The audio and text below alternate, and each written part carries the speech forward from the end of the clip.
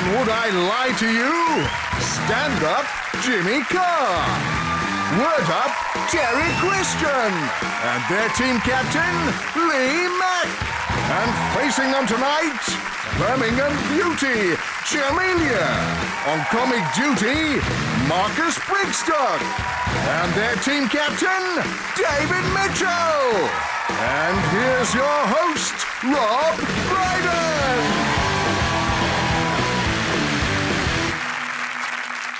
Good evening and welcome to Would I Lie to You, the show that prides itself on being a liar's paradise. According to scientists, certain people are able to tell at a glance whether someone is lying or not. They call these individuals women. And the very first lie was told by Adam and Eve when they denied eating the apple in the Garden of Eden. The cost of eating the apple, an existence of pain and mortality. Still, slightly less than a Waitrose pack of 4 organic pippins. And so to round one, Home Truths, where our panellists each read out a statement from the card in front of them. To make things harder, they've never seen the card before, so they've no idea what they'll be faced with. It's up to the opposing team to sift the fact from the fiction. And Jimmy, you're first up. All right. Please reveal it. Prince Philip told me I was a funny-looking fellow when I was a ball boy at Wimbledon. David's team. What year was this? Oh, I was about 12 or 13, about 84, maybe? Something like that, ages ago. How did you get into being a ball boy? How did I get into it? Well, I just psyched myself up. Some balls today, yeah! I love it, man. Okay. How does the system of selecting ball boys work? And I was in a tennis club in my sort of local village, and I used to play tennis, and there was a lottery thing, and you could go along, and 2 people from every tennis club went along. Yeah, I thought they were from sort of schools around the Wimbledon area. That's what I thought. Where were you at school, Jimmy? The Wimbledon area. Wow, he's really foxed us there. Yeah. And you were lined up, all the ball boys and ball girls? Yeah, it was after the women's final. Everyone's lined up, like hundreds of us. Which final? Who had played? It was years ago. It was the Ivan Lendl kind of era. He's unlikely to make the women's final. Who was Prince Philip there with? I think it's the Duke and Duchess of Kent or something. I don't really know the royals that well. Well, that's the thing. It's usually the Duke and Duchess of Kent that do all the Wimbledon stuff, rather than Prince Philip, who's got more important sporting events to go and be racist at. I don't believe you're a ball boy at Wimbledon, but I just don't think Prince Philip often turns up to Wimbledon. He does. He does, actually. He told me I was a funny-looking fellow when I was there, so... Yeah, no... well, that's how I know that, yeah. That's a clincher, though. Do you have any concept of what particular aspect of your demeanour that he found funny-looking? I can answer this. In fact, we'll all have a go. We'll start with you. We'll go around like that. What's funny about my massive head? Do you think you frightened the prince with your appearance? Is that... he was actually really freaked out? Most polite thing to say. Do you know what? That joke works if you don't do that.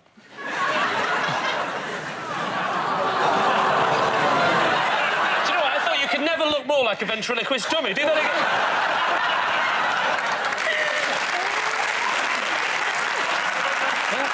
You cheeky monkey! You go back in the box, eh? Right, David, what do you reckon? Yeah, well... Is he telling the truth? What do you think? It could be true because of his face, but... Sorry,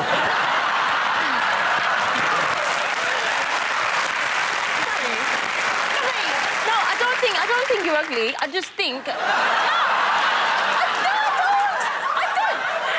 I'm sorry. I just think that you've got a very unique face. No one will ever forget you. How am I getting bullied by Jamelia? How did that happen? So, David, what's your team deciding here? I think it could be true. I don't know. I don't trust you. You're a funny-looking fella. Yeah. Yeah, see, that's the crucial detail. Yeah. I'm edging towards a lie. You're saying it's a lie? Yeah. OK. Jimmy Carr. Well, I can tell you, it is a lie.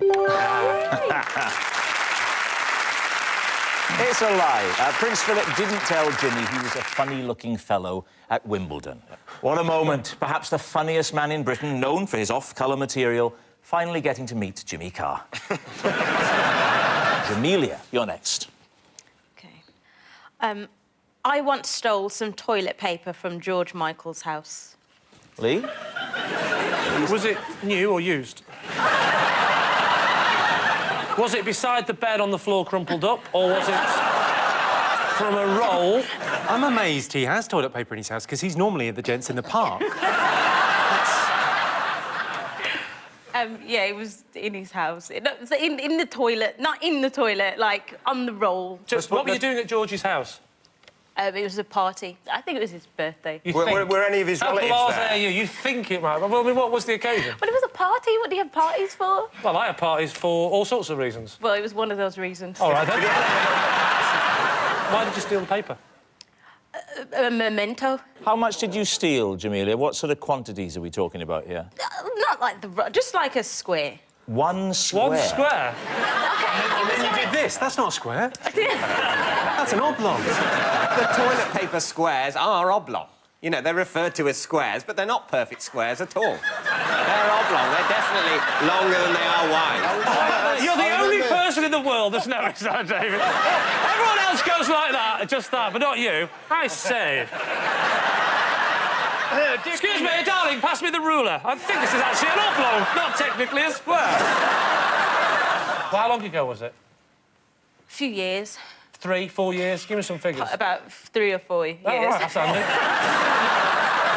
What's Jimmy? No further questions, Your Honour. False. I think if you were going to steal something from George Michael's house, you would steal something a bit better than that. Hey, what do you want? To take a flat-screen TV? I mean, there's taking a memento, and then there's just being a thief. I think you're edging towards saying it's a lie, I suspect. I think it's Me and Jimmy think it's a lie, but Terry, if you're going to overrule us, then... No, I'm just going to disagree, and that way I'll look great if you're wrong.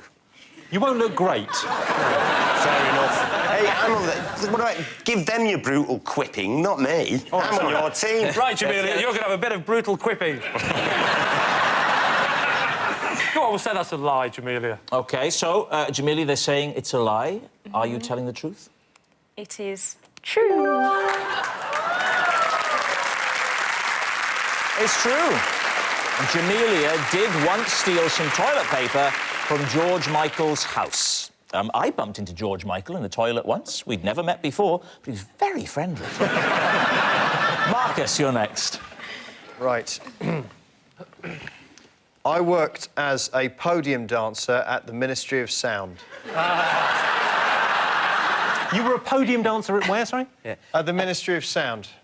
And what does that involve? I don't say just dancing. I mean, what did you have to wear, for example? Usually we'd get a phone call and they'd let us know if there was any colour theme. And then at certain points in the evening, they would just gather up those of us who were employed to do it and put us on a podium to get the crowd going. And what sort of tunes were you dancing to? This was early 90s, so, you know, early 90s house music. Like what? Name one. Hello. I can't help you here.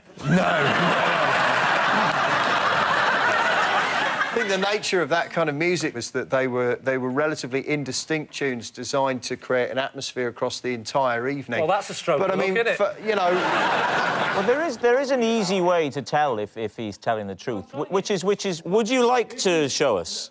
not particularly. Come on!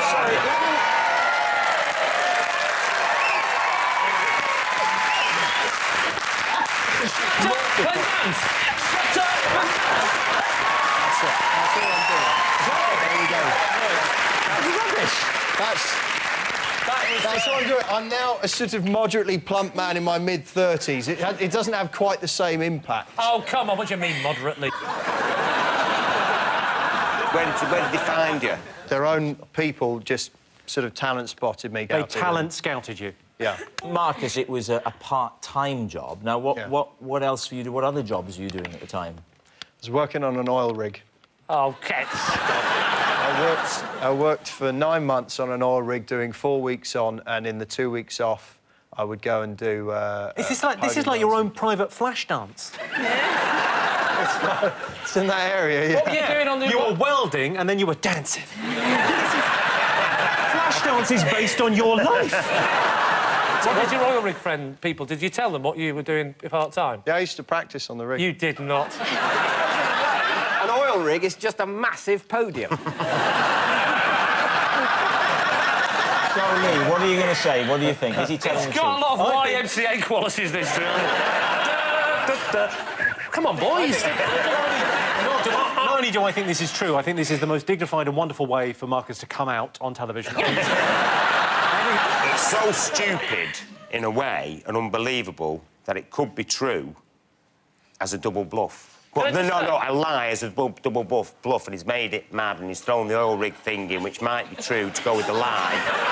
Can I just say, it's a lie. Of the 3 series we've done so far, I've never asked someone, and at the end of it, had less information than when I... That's why you're the team captain, and I'm on the end now, getting quipped again by you both. You're like Radio 4 panel show bullies. So, I would say... Radio 4, I've never been so happy in all my life. Do you really think that, Terence? Yes. And I'm telling you that he's lying. Did you not see the dance move? Did you not see his crazy... I was going to say, I didn't believe any of this, but I think Jimmy's probably... That was a move, wasn't it? So what are you going to go for, Lee? We'll say it's true. OK, Marcus, is it truth or is it a lie? It is, in fact, true. Jimmy Carr.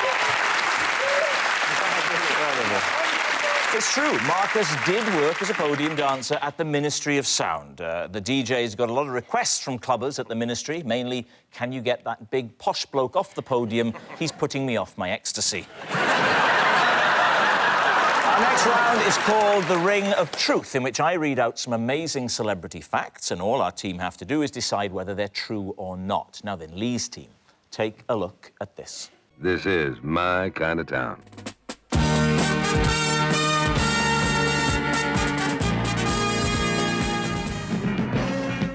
Riding the express elevator to the top of one of the city's highest buildings, this is the view that nearly took my breath away.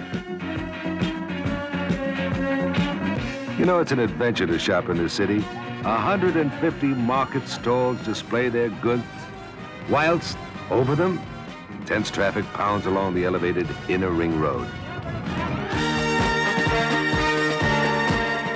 Yes, it's my kind of town. So long, Birmingham. Here's looking at you.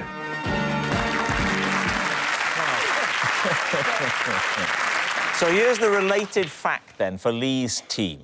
Jodie Marsh has a degree in golf course management from the University of Birmingham. Now then... When you say related fact, it's not that related, is it? Well, it's Birmingham. I don't know, there's 2 Telly Savalas's on her chest. It looks like those stuck-on ones, you know, that you can buy in the joke shop. I thought what was famous about Jodie Marsh was that hers were actually real. Yeah, she's had an ongoing spat with Jordan over the fact that Jordan's had surgery and she hasn't. Yeah, because I've met both of them. Have you? Well, I mean, just Jodie Marsh.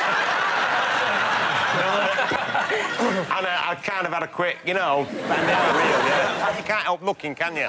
To be honest, Jodie Marsh strikes me as someone who wouldn't particularly mind people looking. You know, she's going to be a bit rich if she gets massively offended. Turns up like that, and someone looks at her tits and she goes, "How dare you?" Actually, you know, I'm actually very skilled in golf course management. What do you have to do to get taken seriously as a woman? Why would she do a course on golf course management? Well, she plays golf, and her love of the game comes from her grandfather, Jasper Marsh, who was actually a professional golfer. The University of Birmingham, is that... Did it used to be a polytechnic, or was it one of the ones that used to be a 24-hour garage? I think, to be fair, I think the University of Birmingham is a proper one. It's a proper university. Jodie wrote her dissertation on the placement of bunkers on links courses. She had to study... No, she didn't! Come on, Rob, you're pushing your luck now. What are you going to say on this one? What do you think? I can't imagine she's got a golf course management from the University of Birmingham. Terry? I'm going to say it's a lie. OK. But I think it might be true. Terry's off again. Well, either way, I'll end up being ridiculed by my own team. What are you writing down there? It's a letter to Points of View to complain about this show. So, you're saying it's a lie? We'll say it's a lie. You say it's a lie. OK, well, it's actually a lie. Same. Together. When we all agree, you see. When we all agree. Jodie Marsh does not have a degree in golf course management from the University of Birmingham. Golf course management is a taxing degree. You learn all about golf course design, upkeep, groundsmanship, and then after lunch you get a certificate. Which means at the end of that round, it's David's team in the lead with 3 points. Our next round is called This Is My, where we bring on a mystery guest who has a close connection to one of our panellists. This week, each of Lee's team will claim it's them that has the genuine connection to the guest, and it's up to David's team to spot who's telling the truth. So, please welcome this week's special guest, Steve.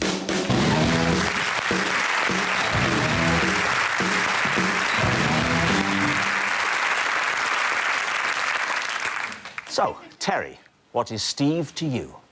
This is my mate, Steve, and we were actually questioned by police who mistook us both for jewel thieves. Right. That sounds incredibly plausible. Lee, perhaps you'd like to explain how you know Steve. This is Steve. We own a greyhound together that's come last in every race. And finally, Jimmy, what's your connection with Steve? This is Steve. We were at primary school together. I didn't see each other for 20 years and then met up in a hotel when he brought me room service. Well, there we are. You call it room service? David's team, where do you want to start? I think you're all claiming to be friends with him. I want to see, like, a real connection. So if you could all just give him a hug, I want to see if there's a, you know... You want to see if I hug this man like I own a greyhound with him? No. If he's your friend, if you own something with him... Let's do it. OK, this is how we hug. We got like this usually. Hey, how are you, little fella? Hey, get off. I'm trying to get off with it. That's how we hug. That's not realistic. Leave my mate alone.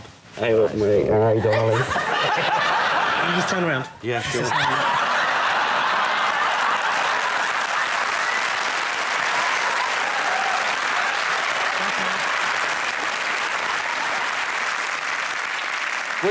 Which hotel was this, Jimmy, where... It was the Lowry in Manchester. The Lowry. That is a hotel in That is Manchester. a hotel in Manchester, yes. Yeah. He's the night duty manager there. So he's, you know...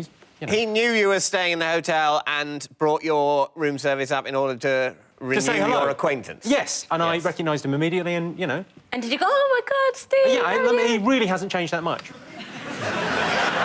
Have you remained friends with him since that? Yeah, I stay in the same hotel quite a lot. Whenever Oh, so you only see him when he comes to... No, when you literally... go to the hotel? Yeah, well, that's fine. Well, he lives in Manchester, I live in London, so we see each other... He's not your friend, then.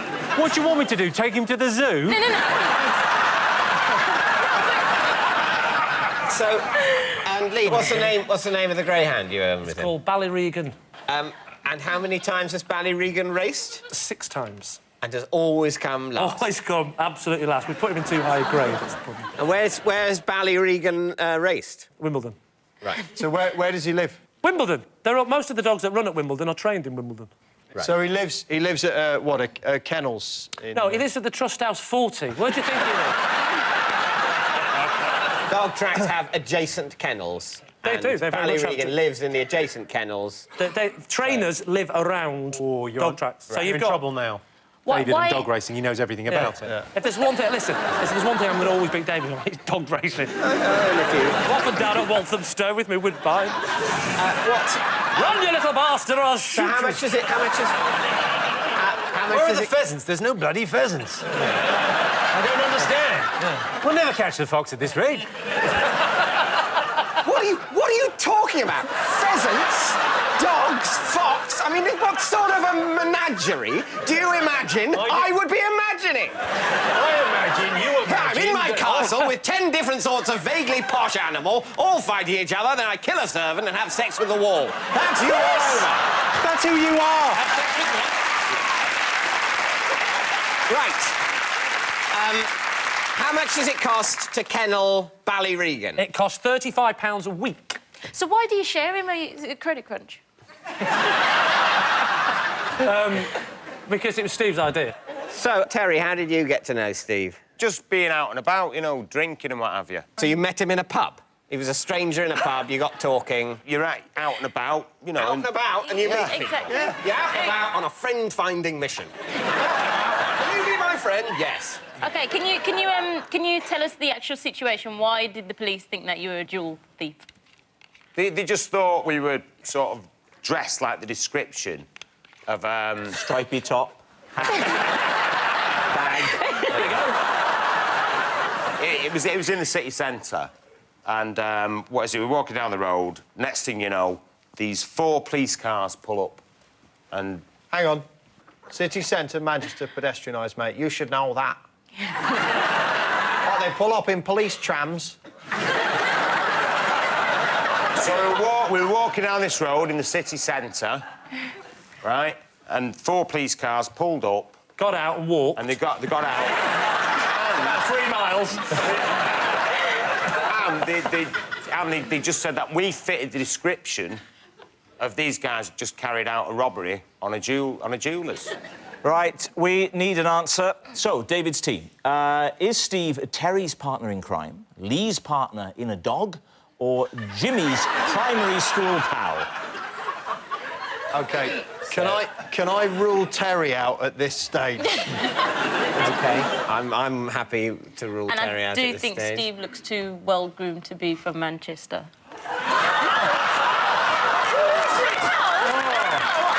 Jamelia, everyone, come on! Another thing as well, Lee, I think you're way too successful to have bought half a dog. I think you just buy your own greyhound. I think it's Jimmy. You think it's Jimmy? I think it's greyhound. I think I'm edging towards Jimmy. Because I think Jimmy looked a little bit put upon when you were sort of having a go at what, what a essentially bad friend he is. It's all very well. It's all for a quick sandwich in the hotel bar, but, I've got gigs and stuff, so... Isn't it? Yeah. Catch you next time I'm passing through town. So, David, time to decide. Well, I think we'll go with the majority decision, which is that we think saying it's Jimmy. OK, well, Steve, would you like to reveal your true identity? Yeah, the truth is, me and Terry were mistaken as jewel thieves. Yes. Steve is Terry's mate, and they were questioned by the police, who mistook them for jewel thieves.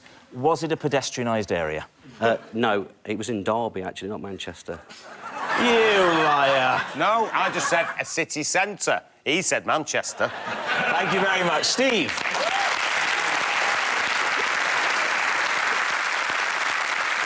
Which brings us to our final round, quick-fire lies, in which our panellists lie not only through their teeth, but against the clock. Now, the scores are tied, so there's everything to play for, and we start with... David. I read 1984 from cover to cover in W.H. Smith, so I didn't have to buy a copy. Lee, do you believe that? When was this? It was, I'd say, 1992. So, 8 years after it came out. Did you knock on the door at 8:30 as they opened, and you were in there till 5? Oh, this is good. Or did you pop in and read a bit at a time? I read it in a series of lunch times. Did you find that later on in the afternoon you were really, really hungry? I grabbed a sandwich as well. Oh, you were eating and turning at the same time? No, you can't eat sandwiches in W.H. Smith, you barbarian. What was the name of Winston's girlfriend in 1984? It's Julia, as in do it to Julia, isn't it? Yes, I think. What were you doing for a living in 1992?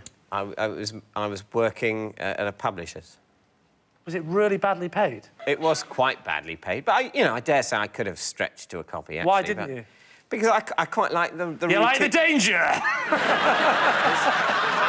I'm living on the edge, sweetheart. I'm nipping into W.H. Smith and I ain't paying for it. Technically, isn't this... It's a type of shoplifting, but with intellectual property. Yeah. You're stealing thoughts. It's very 1984 in and of itself. I like it. Thank you. So, I don't know, what do we think? Well, in 1992, I was having it large, he was podium dancing, and he was reading bleeding books in his lunchtime. He is weird enough to have done it. Let me ask you a question. What were you having that was so large? Everything. Chips, milkshake, the lot. So, Lee, time for a guess. True. You're saying true. You're saying it's a lie. Lie.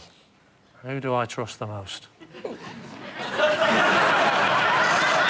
There's never been a jewel thief from Manchester who happened to get off. No, I wasn't a jewel thief, was I? Yeah, definitely. Stick to that story. I'll go with Terry and say that's a lie. You're going to say it's a lie? OK, David, is it a lie or were you telling the truth? It is a lie. Well done. It was a lie. Of course, the novel 1984 is where the term Big Brother comes from. The protagonist, Winston Smith, tries to overthrow a fascist regime by sitting in a room with Ulrika and the little one from Austin Powers. Next. Oh, Terry Christian. Possession. OK, there's a box under the desk, if you'd like to bring it up, and read out the card therein. Well, this is some of my hair collection that I gathered from guests who appeared on the word. Rodwell and Emu. MC Hammer. And Kurt Cobain's hair. All right, there we are. Where did you manage to get this hair from? I would ask the makeup women to take it off the brush. So they were brushing Emu. Well, emu have to. It kind of sheds. Would you mind if I had a look? I'd quite like to see Come over. some of MC Hammer's little curlies in a regal packet. That phrase has never been said in the history of mankind. Well, be careful, because there's only... What are you smelling for? Smelling it. Smells like heroin. That's never Rod Hull's hair. Look at that. That's not even real hair. Oh, look at MC Hammer's in a little baggie in it. Oh, hey, don't open it. That's never MC Hammer's hair, I'm telling you. Have a look at that. That's not MC Hammer's hair. I know MC Hammer's This hair. is like a really low-budget CSI. An interesting little pot. Now it's turned into Antiques Roadshow. Which is, I could see you on, actually, David. I would have that insured for 2, maybe 3 pence. So what are you going to front for? I'm tricky. You know, the thing that really is most convincing is that this is definitely an old cigarette packet. I think it's a big, hairy lie. But now he's doing that smile. He's looking smug now. I hate this game. I think we're going to say lie, aren't we? It's a lie. I'll agree. I'll agree. Right. You're saying it's a lie. OK, Terry, is it truth or is it a lie? Get your hair, baby. Lie. Ah, yes. Oh, that's it. That noise signals time is up, and it's the end of the show, and I can reveal that David's team have 4 points, but Lee's team have romped to victory with 6 points.